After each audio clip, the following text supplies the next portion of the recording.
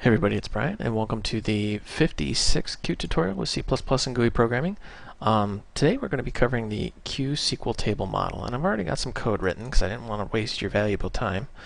In our project, we just have a reference to SQL, and in our main window.h, we are using a main window instead of a dialog. We have some includes. We've got QDebug, QtGUI, QtCore, and QtSQL. And in our private section, we've got QSqlDatabase, named it DB, and QSqlTableModel, and it's just a pointer to model.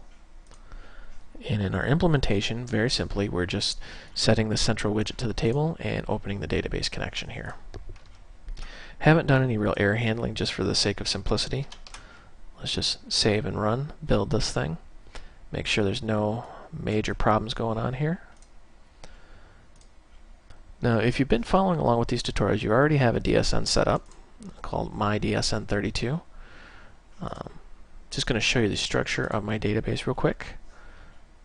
We have one table called test. One database called test with a table called people with 3 columns: ID, first name, last name, and we have Bob, Hope, Will Smith, and my daughter Heather Cairns in there. Alright, now let's get to the heart of this tutorial real quick here. What we want to do is we want to populate our model and then display it. So we need to say model equal new QSqlTableModel, and now we want to say model.setTable, and we want to give it our table name.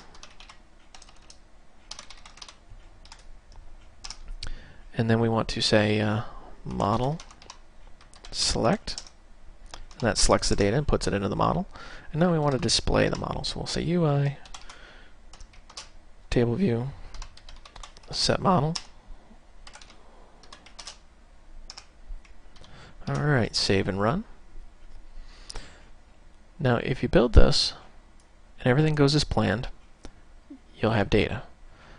But if you've been following along religiously with my tutorials, you probably came up with something that had no data in it. And let me demonstrate that. Here's our DSN. Configure. Next. Notice how I have this change default database to, and I have the actual database name selected. If you didn't do that, because I haven't told you to do that, then you end up with just a blank window, like this, with no data in it. So if you get that and you're struggling and trying to figure out what in the world's going on here, there's a little trick I'm going to show you here. You can say QDebug model last error text, and when you save and run this, it says unable to find table people right down here. The reason why it can't find the table is you haven't told it where it is. So you go back into your DSN, just go configure, next, change the database to, and then give it the database you want to work with. Very simple. That's how you solve that problem. And voila, there's our data again. Now, one thing you should note is that this is editable. You can go in here and say Will Smith, baby, and hit enter. And when you go into the underlying database, you see there's Will Smith, and we'll just refresh that, and it's changed.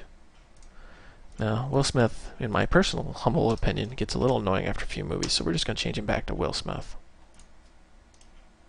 Execute that, and you can see the data change back. Very simple, very powerful control. Lets you very easily allow the user to modify information. This is Brian. Thank you for watching. I hope you found this video educational and entertaining.